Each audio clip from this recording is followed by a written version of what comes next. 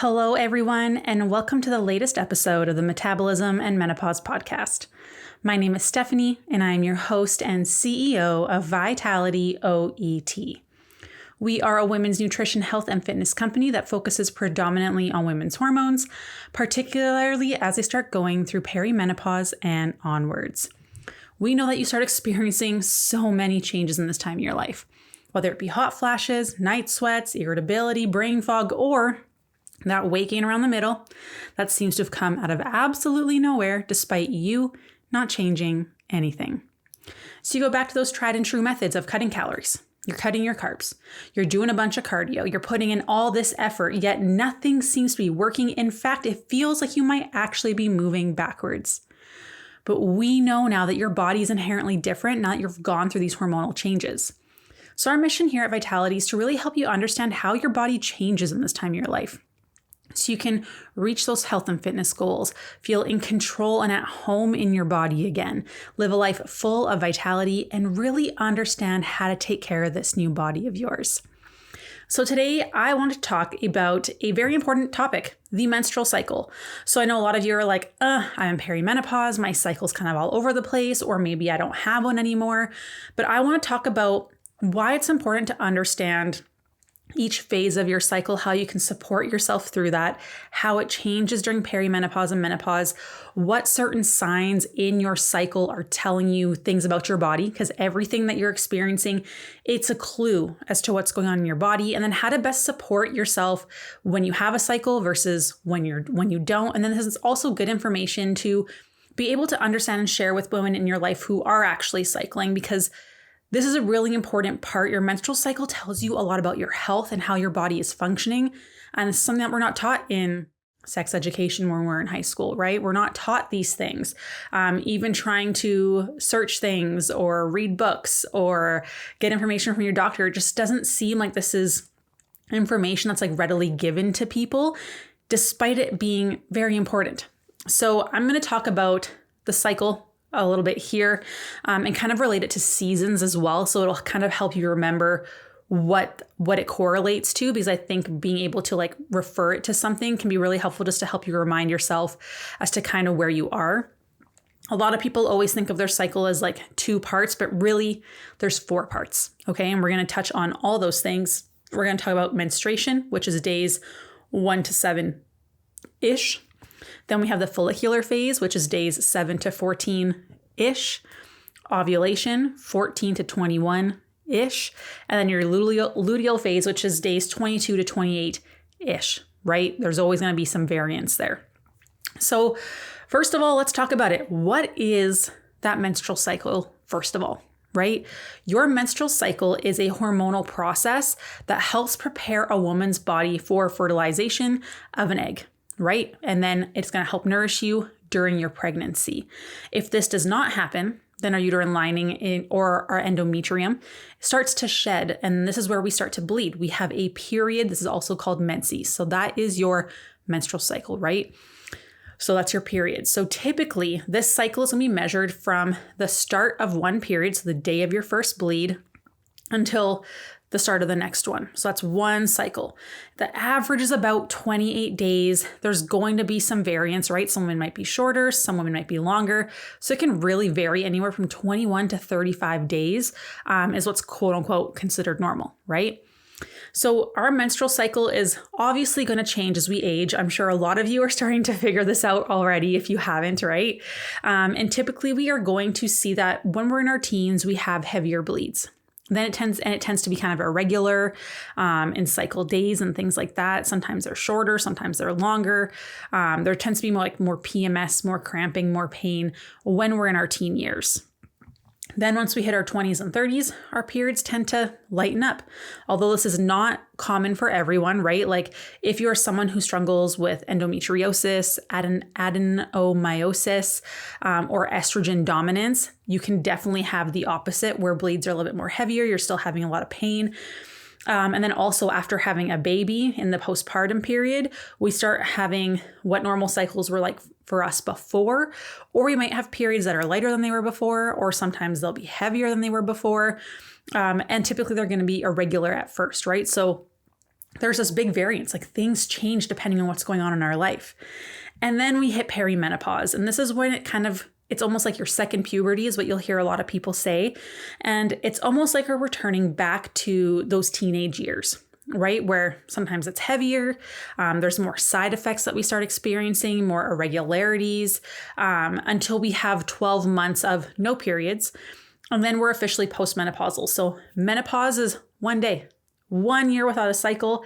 Anything before that is perimenopause. Anytime after that is postmenopause. Okay. So I do want to touch on 2 quick hormones here before we dive a little bit more deeper into the different stages and how to support yourself and what they mean and all that kind of stuff. So there is FSH and there is LH, and I want to address these. So FSH is your follicular stimulating hormone. It is a gonadotropic hormone that is released from the pituitary gland and goes into the bloodstream. So it's from your brain and it then gets released into your bloodstream for you. This hormone is essential in the growth of ovarian follicles before an egg is released from one follicle at ovulation. It is also what increases estridyl production in the ovaries. So typically a lot of women will get tested for their FSH because that's a good indication of is your body going to be producing estridyl from your ovaries, because your body needs FSH to do that. So what you'll see is this hormone rises in the first half of your cycle if you're still having one, and then it goes down for the second half. Okay. Then we have LH, or our luteinizing hormone. And this is also a gonadotropic hormone that is produced from the pituitary gland. This hormone has different functions depending on what part of your menstrual cycle you are in. So in the first half of your cycle, LH is required to stimulate ovarian follicles in the ovary to help produce estridyl. So again, helps FSH do that. And then around day 14, we're going to see this surge in your LH, that luteinizing hormone. And that's going to cause the ovarian follicle to rupture, and it's going to release a mature egg. And this is what we call ovulation. And then for the rest of the cycle, the role of LH is to really stimulate the corpus luteum, which is what is left after a follicle bursts, and it's what produces progesterone. So LH is very important in helping produce estridyl and progesterone. Okay. FSH, important for producing estridyl. So when these go down, you can see that's a good indication that our body's going to start to struggle with producing these hormones, right? So that's a little bit about those 2 hormones. I'm going to touch on them again, but I just want to give you a little bit of insight there, because you'll see a lot of people be like, okay, they tested this, but I don't know what this means. Now you know. FSH helps produce estridyl. LH helps produce estridyl and progesterone, okay, by helping stimulate the corpus luteum, which helps produce progesterone, okay? And that only happens with ovulation. So we're going to talk about that in a little bit here. So let's talk about the menstrual cycle and the 4 different phases. So we have week 1. Week 1 is your menstruation. This is what I like to term winter season. And Coach Brittany and I really went in depth in this in a Facebook Live webinar that we did in our community. So if you want to see some of the questions that we answered and talked about extra stuff, you can go there. But I wanted to give you some of this information on the podcast because it was just such a good conversation that I wanted to, translate this stuff over to everyone who might not be in our community. So with this winter season, week 1 menstruation, we have more of an inward focus. So lots of reflections is a great time to listen to your body, listen to your intuition. We have more of a need for deep rest. Maybe we want to hunker down and be cozy. It's where we tend to want to make sure our calendar isn't too crazy and isn't too erratic. We have some downtime. So this is the first day of your bleed. And yes, your bleed is technically the first day of your menstrual cycle, not the end of the cycle. So this portion tends to land anywhere from 3 to 7 days, depending on the person, but typically we're going to see 3 to 4 days for that bleed, okay? In this phase, estrogen and progesterone have dropped off.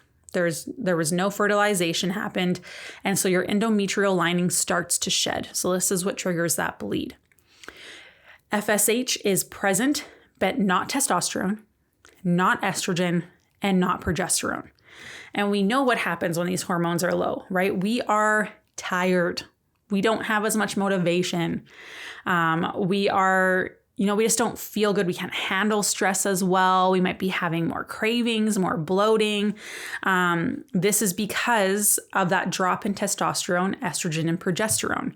So we tend to give ourselves a really hard time that we're like, oh, I'm not motivated. Like, what's wrong with me? Why am I so exhausted? Hormones. You have to learn how to work with your body instead of like getting mad at yourself. Like, we need to learn how to support it better. So you might need more sleep and you can handle a little bit less, and that's okay. You might find yourself like having cravings for like red meat, chocolate, and even carbohydrates.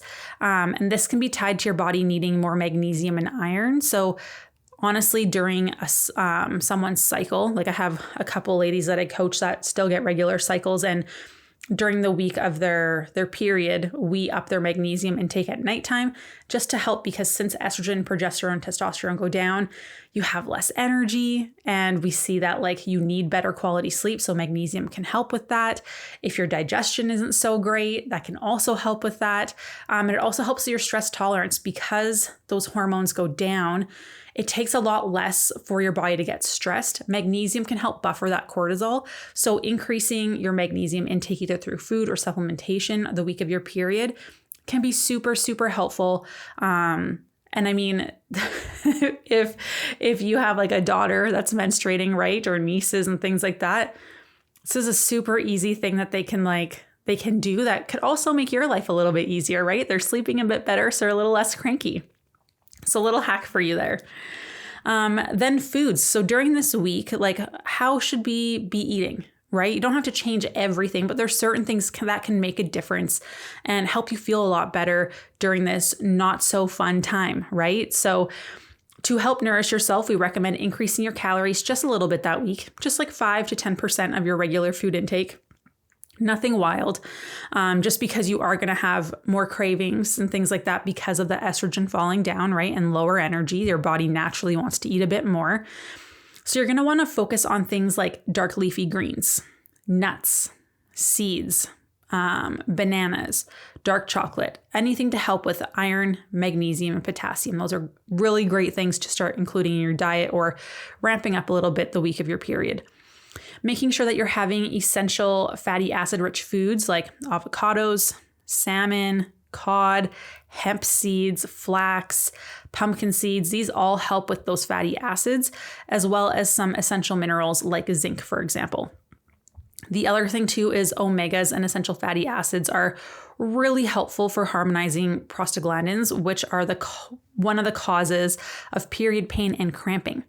So if you tend to have PMS type symptoms, try eliminating excess or really dropping down the amount of caffeine that you're having the week prior to your period and the week of your period, because those can actually make your cramps worse, trigger headaches, and actually lead to breast tenderness. But then also like supplementing with more omega-3s to help with that inflammatory effect, because we know when estrogen goes down, we have more inflammation. It's a lot easier for our body to get stressed out. Having some omega-3s in your diet from food or even supplementation can really help counteract that a lot. So that's something to try as well. And it's very simple to do and set you up for success. So if you're experiencing these symptoms, we got to figure out what is causing those symptoms, like, because your menstrual cycle gives you a very good idea as to where your hormones are currently based on your symptoms and what you're experiencing. So there are also herbs that you can take to kind of help with like cramps and stuff like that. So you can have cramp bark, you can try drinking like red raspberry leaf tea and nettle teas, increase your magnesium. That's a really big one. I already touched on that, but like super huge, right? I did a whole podcast on magnesium. Very, very good for you. Making sure you take your B vitamins, because that can also help with reducing PMS symptoms and increasing your energy. Just make sure if you're taking a vitamin B complex, you're taking it in the morning, because it is energizing and then can affect your sleep, and we don't want that. So that's a really great thing to help with your PMS symptoms as well. Helps with the production of progesterone and hormone pathways. Very, very good for you that way. If you tend to have a hard time sleeping, try taking like chamomile or lemon balm teas. Usually you can find those two together. They're delicious. They're a great way to help you with your sleep. But then also just doing some simple yoga poses like child's pose or things like that, just to relax your body because your body can't tolerate typically as much stress during this time. So just learning how to work with your body instead of against it. So if you find like you're having these extreme symptoms, it can mean that you just have too much stress on your body. So we need to try and take some down to help you buffer. So don't try to push harder during this time. Work with your body, not against it. In terms of exercise, this is where you can focus on like calming restorative movements like yoga, doing more walking, mobility. You can do some weight training, but maybe you're just taking slightly longer rest periods than you normally would, slowing things down a little bit. So try to stay away from like too much HIIT training. Like we typically don't advise women do HIIT training unless you know your hormones are in a good position, you have good energy, you're sleeping well. So it's just important to be aware of what your body can handle during your cycle as well, and then just adapting to that. Because again, you can have too much of a good thing, right? Like, so we need to make sure we're working with your body and not against it. Then we have week 2. So week 2 is what we like to term like kind of like the spring season. This is your follicular phase. So this is where we start focusing more outwardly. We might be more curious or more creative. We have like a rise in our energy. We're starting to feel good. You know, things are feeling great. And this is all due to that wonderful hormone estrogen coming up that week. The follicular phase starts as soon as bleeding stops. And this is where we see the aromatase of testosterone to estrogen happen. And it creates a peaking of your estrogen. And you feel pretty darn good, right? This is necessary to happen in order for LH to surge. And this is also where we have the highest testosterone in our cycle. And we start seeing the building of the uterine lining again, and the maturation of that egg. So this is where you start feeling good, like energy's coming up, testosterone's coming up, you have better libido, like you're feeling good, you're feeling strong, you're feeling energized. It's a great place to be, right? So in terms of food for this week, just make sure you're getting adequate fats. So ghee, olive oil, olives, coconut oil, avocado oil, and proteins are all really imperative for proper hormone function, but also to help your body prepare a proper uterine lining, that endometrium. So we need to make sure we're eating enough to support that. Hormones that are high, or foods that are high in vitamin B and vitamin C and zinc are needed to help with the release of the egg. So try and incorporate some foods like eggs, wild-caught salmon, sardines, leafy greens. And of course, we always want to stay up on our hydration because our body needs that to function well, right? So if you're doing any kind of herb stuff, just keep up with the nettle teas. That'll help with your iron production and help in rebuilding that uterine lining for you that we just shed the week prior. Exercise-wise, you can go and get it this week. You'll have higher energy. You'll be able to handle going back to lifting heavier, challenge yourself a bit more. This is where you can increase your cardio a little bit if you're doing some of that, just up your intensity, because you are likely going to be feeling your best this week as well as the week that follows. A much better place than where you were the week prior. So that's week 2. Then we have week 3. So week 3 is the ovulation phase, or what we like to term summer. So again, we're still more outwardly focused. This is where you feel like a boss, like you can get everything done. Like you feel like you can accomplish stuff. You are productive. You are dialed. You can focus. You are at like your peak. You know, you feel like you can conquer anything. And we are at our peak attraction because of ovulation, and our hormones really set us up for success that way. And we have this peak of energy in our cycle. Like we feel like we can conquer it. We are at our best here. And this is typically in the mid part of our cycle, usually around day 14, but anywhere between like day 12 and 16 is typically where you're going to feel that. So you can like make note of that on your calendar, on your tracking. You know, you are going to feel freaking amazing. And like, it's just good. It's just good. We're just happy and we're just good. This phase is going to be 1 week. And this is where that mature egg is released and then travels down the uterus. Okay. So we're going to see progesterone drive up its highest between days 20 and 22. And like, this is like, we love this hormone. You know, it makes you feel calm and relax and grounded, and stress just rolls off your back and you just feel good and at peace and things just don't bug you so much. You're just a delight to be around. But then after that day 22, we start to see that decline a little bit as that corpus luteum starts to shrivel and eventually ends up being absorbed. And interestingly enough, your estrogen surges around days 20 to 22 of your cycle as well, when progesterone is at its highest. And the increase in estrogen can contribute to hormonal fluctuations, but the increase in progesterone helps counteract those two. So they need to progesterone keeps estrogen in check. So estrogen surges, progesterone also comes up. So this is where we can see people start to have more symptoms of estrogen dominance if progesterone doesn't come up as high as estrogen does, and that can cause for some symptoms. So this is why understanding your cycle and the symptoms that you're experiencing can help us really understand what is going on in your body so that we can, address the root causes instead of just giving you a pill for giving you birth control to improve your symptoms, right? But we're not addressing why are you having these symptoms? What is your cycle telling us so that we can be proactive and improve your health, because your cycle tells you so much. Okay. You're also going to see that your body temperature starts to rise as you get towards ovulation. So you might start feeling a little bit warmer if you notice a temp rise. If you're doing basal temping, body temping, that can be really helpful. And then that means you are already ovulated. Remember, ovulation is a mandatory and crucial for progesterone. If you are not ovulating, you are not producing progesterone. This is a problem. This is where we see estrogen dominance, and right before your cycle, we see that you are having lots of PMS symptoms, and this can be why, because you aren't producing enough progesterone to keep estrogen in check, and you're not actually ovulating. Okay, so if we have ovulation under 12 days, we are having a luteal phase defect and it'll show low progesterone. Normal is 12 to 16 days. Some people might have some bleeding around ovulation. This is called ovulation spotting, and it can be bright red. This is considered normal. We can also see a mood dip, and this is because estrogen has dropped off and your progesterone hasn't quite kicked in yet. So again, it's understanding that balance between progesterone and estrogen. So understanding your cycle and the symptoms that you are having throughout your cycle can give you so much insight as to what the heck is going on, right? But a lot of times we're not cluing into this stuff. We're just given birth control and then, mask the symptoms. So we have no idea how your body's actually working. And then you hit perimenopause and menopause, and it's everything's crazy because we didn't spend time earlier addressing these root causes, which could have made for a much smoother transition into perimenopause and menopause. So this is why this information is so important for you guys. So let's talk about food for the week of ovulation, week 3, right?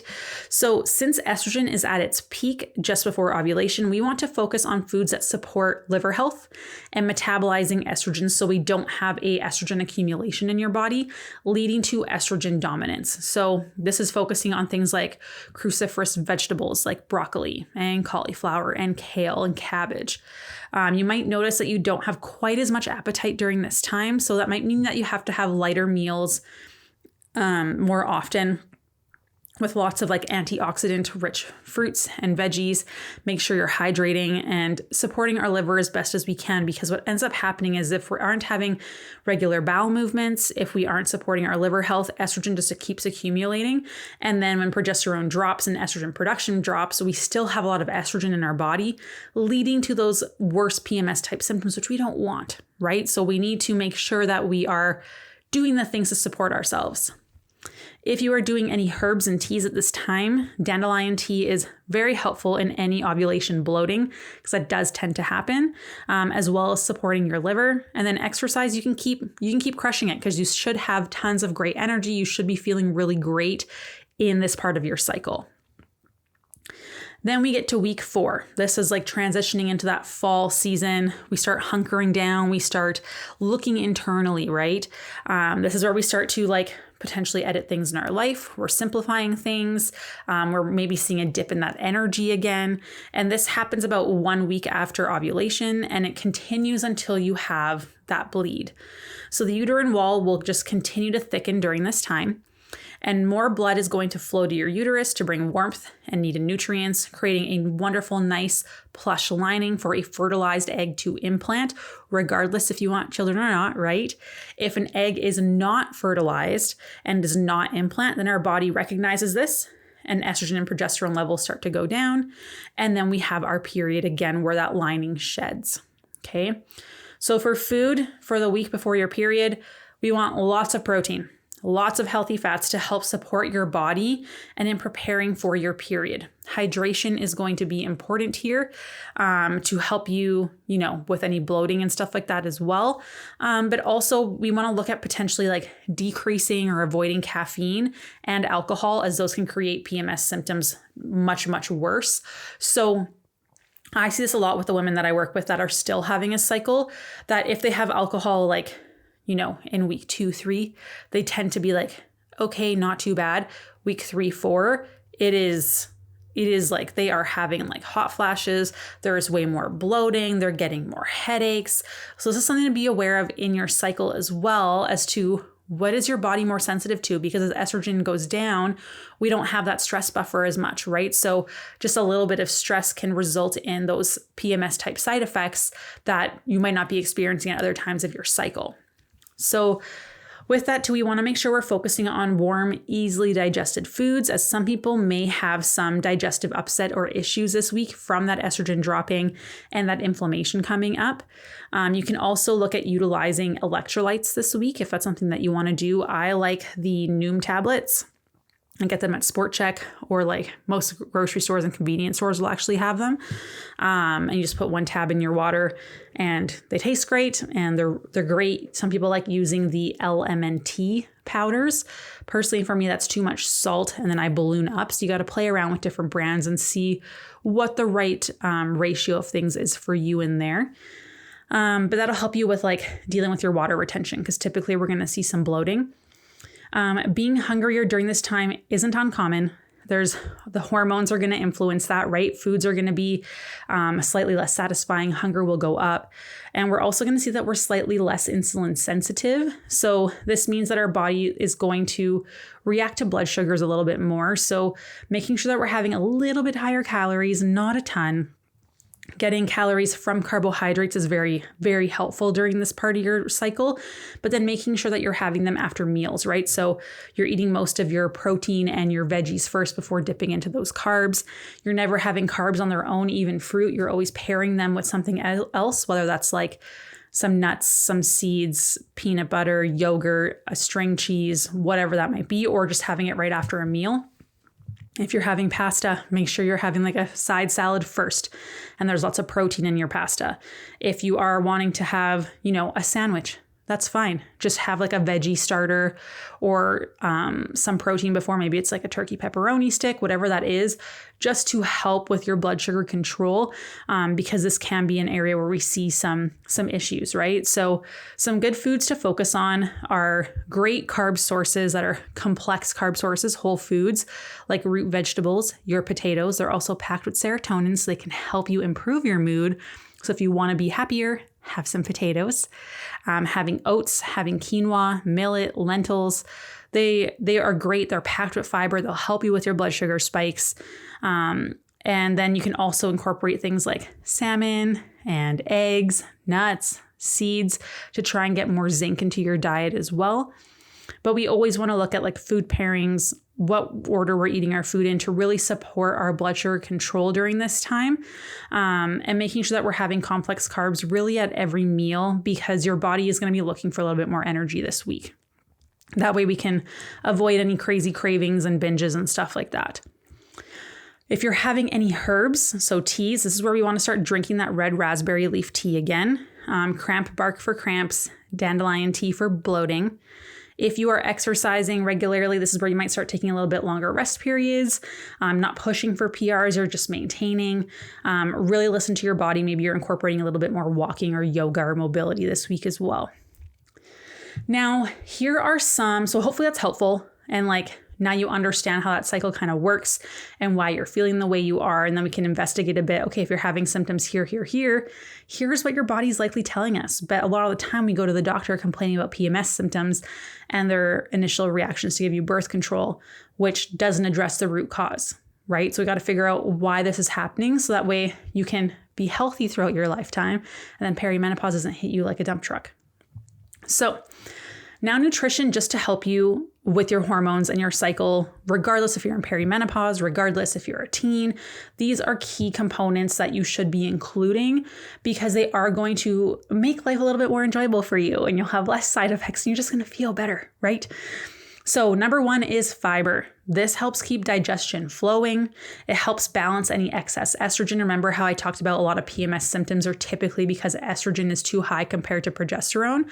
So we want to make sure that we are having enough fiber and going to the restroom daily to really help with this. So this is foods like legumes and beans and lentils, whole grains, things that are high in fiber, and make sure you're having plenty of water with that as well to help keep things moving along.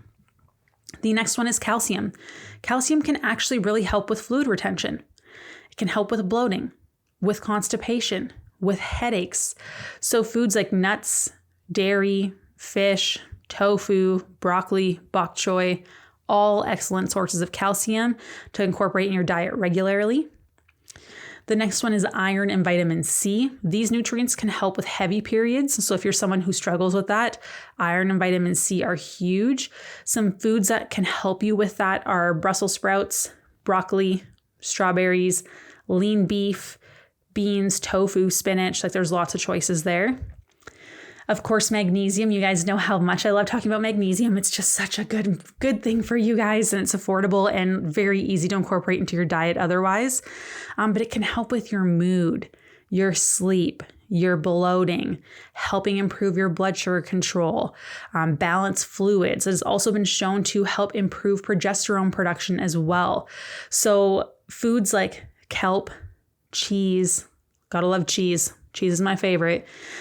Beans, apricots, our leafy greens, seaweed, sesame seeds, tofu. Like there's so many options. And of course, you can always just supplement before bed. That works well too. And then of course, our vitamin B, essential for progesterone production, also helps with your energy, helps with improving any inflammation, detoxifying estrogen, and really helps combat PMS type symptoms. So taking a vitamin B complex in the morning is amazing, but you can also incorporate foods like avocado, bananas, beef, chicken, garlic, salmon, spinach, sweet potatoes, tuna. Like there's tons of options to really help with your PMS symptoms just by improving your B vitamins. If you are on hormonal birth control, it does crazily deplete you of your B vitamins. So supplementing with a vitamin B complex is highly recommended. I wish this was something that I would have known when I was in my 20s and like spent my entire life on my entire 20s on birth control. So that's something that would have been nicer to know earlier on. So encourage that for the young women on your life who might be dealing with that, right? Who are on birth control. So that's like the regular cycle, but we all know that things kind of get crazy in perimenopause. Your cycle is not predictable, right? It can change drastically. And we know that perimenopause, like you can still be having a regular cycle and still be in perimenopause. Fun fact, many people do not know this, but this is true.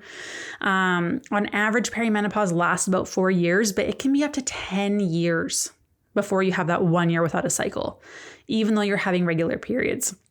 And like I mentioned before, when you're in this perimenopause stage, we tend to see you go to more of like a puberty type state. People say, like I said, it's more like a second puberty.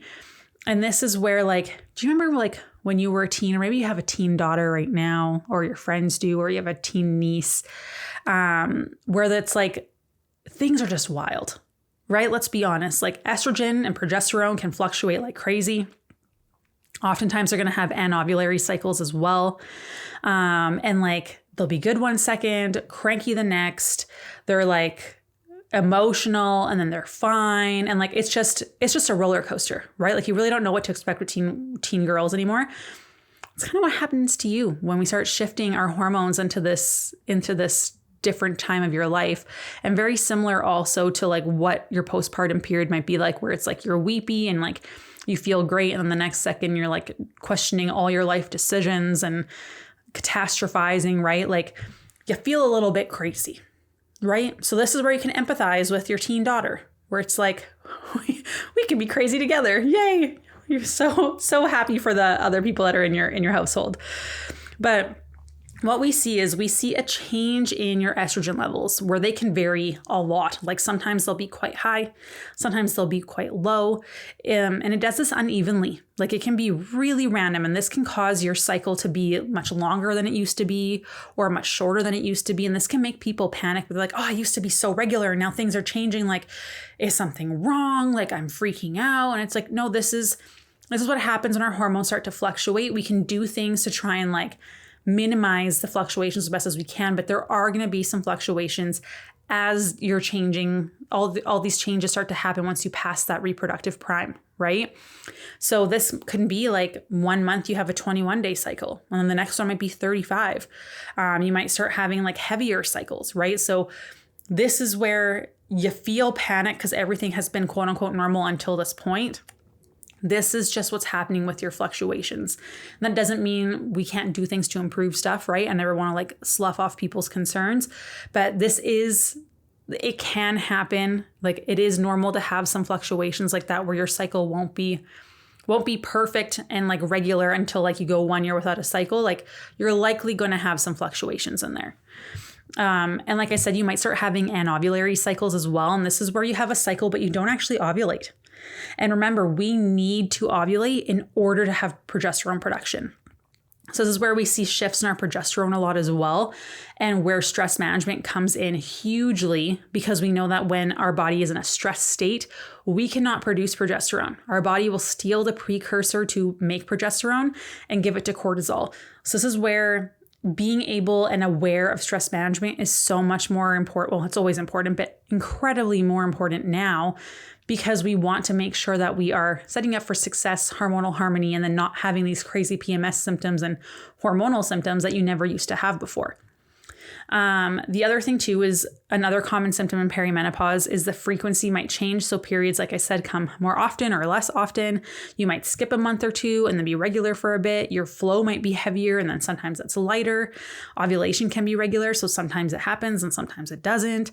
You can start having more spotting and bleeding in between periods, changes in PMS symptoms. So it's a lot. Right? It's a lot of changes, but understanding your cycle prior to this can give us a lot of information and like hints as to, okay, when you hit perimenopause, this is what I would anticipate because we're already struggling with progesterone levels or estrogen detoxification or whatever it might be, right? So this is why understanding your cycle is so crucial to allow for as little disruption in your perimenopause and menopause symptoms. One more thing that I want to cover is talking about ovulation, right? So this is a question that we get from women a lot. And I don't think a lot of women were taught about the signs of ovulation. And if we're talking about like, how do we know if we're ovulating? Because we need to ovulate in order to produce progesterone. Like that's important information to be aware of, right? And it can be super helpful. So this is where like taking your temperature can be really, really important, or really helpful, I should say. So if we see that rise in temperature, we know we're ovulating. And it typically happens around day 12 to 16 of our cycle, depending on like your cycle length, your hormones, estrogen, testosterone, FSH, LH, right? It's all a very delicate dance and combination in order for this to happen. They all play a very key role in your ovulation. So what are the typical signs of ovulation? Like I said, you might start to feel warmer. That's a sign of ovulation. If you take your basal body temps, you can actually see if you ovulated or not based on your temperatures. They will be lower, and then you'll see a noticeable rise, and then it will stay elevated until your next period where the temperature drops again. But what if you aren't using temperature? So I actually like temperature. It's what helped me track things so we were able to get pregnant. So I find that very helpful. But some people don't like to use that, but it's honestly one of the easiest ways. And then you know for sure, right? But there are other signs that tell you about ovulation. So the big one is a change in like cervical mucus. So just before ovulation happens, your cervical mucus will become more clear, more wet, more like stretchy. So almost like the consistency of like egg whites. After ovulation, your mucus becomes thicker, cloudier, and not as well or so noticeable. This is due to the presence of presence of progesterone, which will dry up that cervical mucus. And then some women experience cramping during this time, and more specifically on one side. And that can be a sign of ovulation from that specific ovary. So some women might experience mid-cycle breast tenderness, and this can range from fairly mild to pretty darn painful. This is a sign of hormonal changes at ovulation as well, and can last for some until their next period, which honestly sucks, right? Like, it doesn't feel great. And also your libido is typically going to ramp up. So around the time of ovulation, you're going to see that increase in estrogen and testosterone, which gets you in the mood. You feel great. You feel attractive. You feel good in your body. So typically libido is going to go up. But honestly, doing that basal temperature can be, it's the easiest way. I'm going to be honest. And then I did mention the anovulatory cycle. So I do want to talk about that. So what are the signs of an anovulatory cycle? This is where you have a cycle and you don't have the progesterone, right? Like you don't ovulate. So if you have a cycle shorter than 21 days, and if we have a cycle longer than 45 days, then it was an anovulatory cycle. Or if you were bleeding for more than 7 days, bleeding can be heavier as we have estrogen that doesn't have progesterone there to like keep it in check, right? Because estrogen can be really dramatic without progesterone. So that's something that to be aware of. Or it can even be like a normal or light bleeding. So like focusing on like the heaviness of your bleed isn't necessarily that helpful. If you are taking your temperature and you don't see a sustained temperature rise, we know that ovulation did not happen. So again, temperature is like very helpful, but it'll help you be able to tell, did I produce enough progesterone to actually ovulate? And if not, we have to look at getting that progesterone production up for you.